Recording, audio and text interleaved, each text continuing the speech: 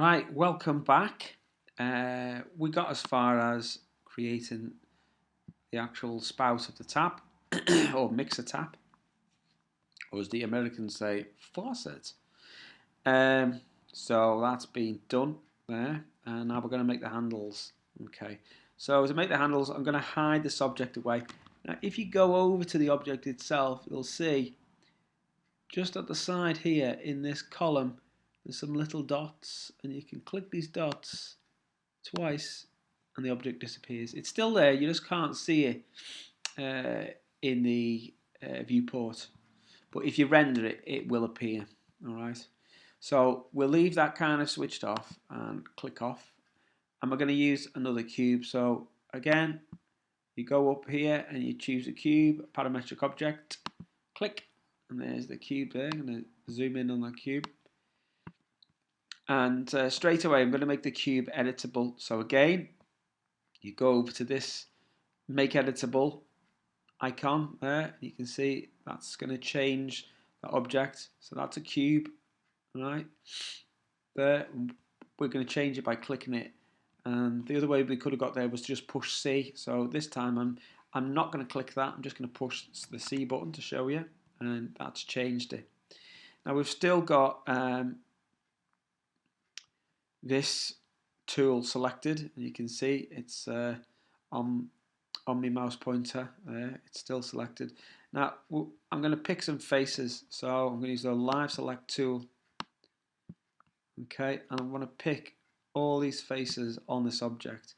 And you see, when you swipe that over, if you click and drag it, it's selected them both. But if we rotate it around the back, it's not selected those. And I want to select all of them around it in a loop. So if I hold the shift key now and swipe again across them, you'll see it's got all the side faces or polygons selected, and the top and bottom are left grey to show that they've not been selected. So now we're going to extrude that, okay? And I'm going to extrude that with M and T, and we'll see what happens with the offset. So if I set the offset on 150 and see what that's like, you know, that's not too bad. Yeah. Okay.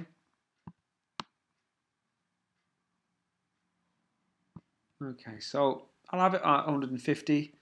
I might have done it at 200 to make it a little bit larger, but that's all right. Okay. So now I want to scale these faces on the outside.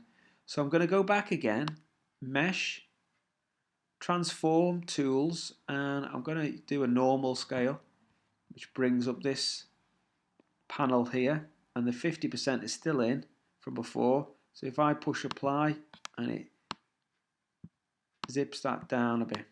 Okay. So that's that done there.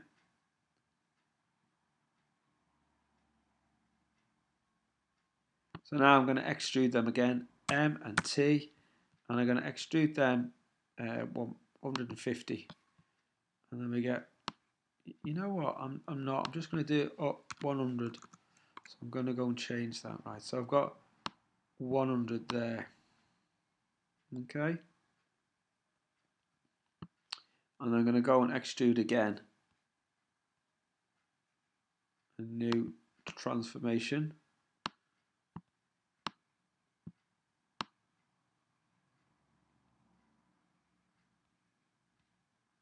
Yeah.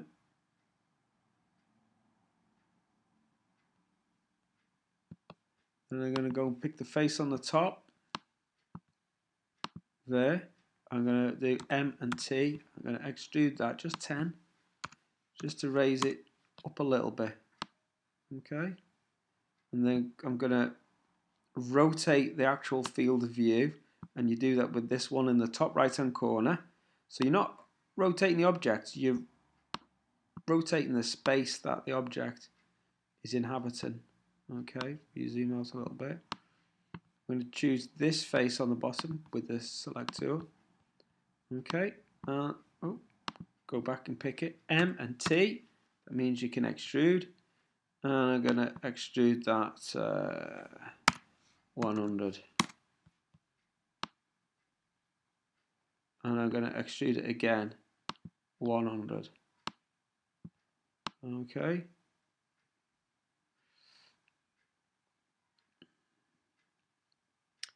And I'm going to do a normal scale on that. Mesh, transform tools, normal scale. And I'm going to scale that up 200%. Okay. Yeah. So then it sort of flares out there. Again, it's probably not the same as on my worksheet, but it's the same basic shape. It's just the figures are different. Okay. And I'm going to do another extrude, M and T, and I'll do that 10 as well. So we've got again this object, a bit Minecrafty, and again we're going to use a subdivision surface object, insert that, and we're going to pick up our new cube, which I'm going to rename by double clicking, call it handle, and I'm going to rename that and call it spout. Okay, and I pick the handle up, drop it in the subdivision, and then that's kind of smoothened it out. It's not quite the same as on the worksheets I produced, but it's sufficiently enough like a tap. Okay. Now I'm going to go over here and I'm going to switch my tap, my spout back on. So now I've got the handle and the spout, and you can see that handle is a bit big, so we can scale that down, but we'll scale that in a minute.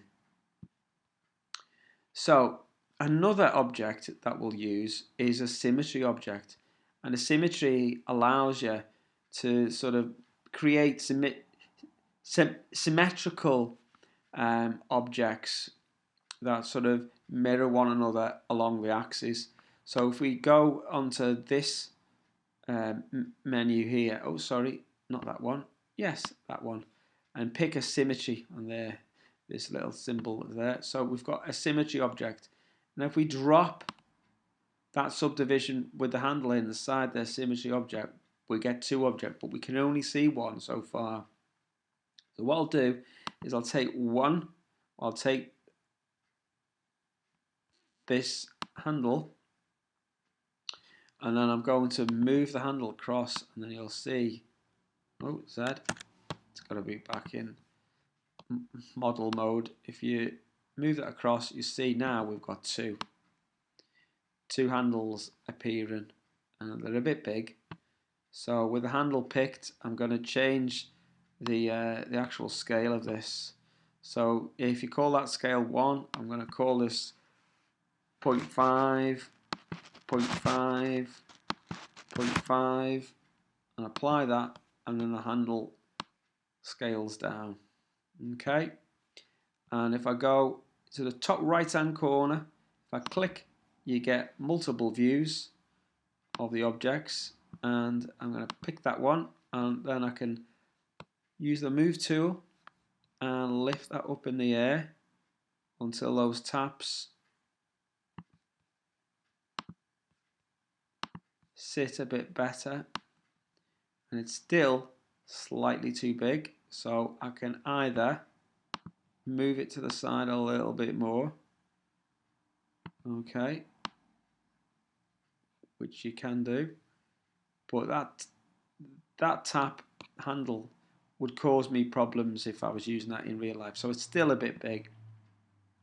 So I'm going to go back onto the scale, and I'm going to scale that down again, 0.8, 0.8, 0.8, and then you get a bit more of a manageable tap. It's floating in the air again. So always move objects that you're aligning with the axes views. So with the move tool still selected, move that one and it moves the other one for you. And we just want to insert it so it's just sitting inside the top of that object. And when you come back into 3D view, you'll see you've got perfectly acceptable little tap model there, just made out of cubes. That'll do us for now, and we'll see how you're getting on.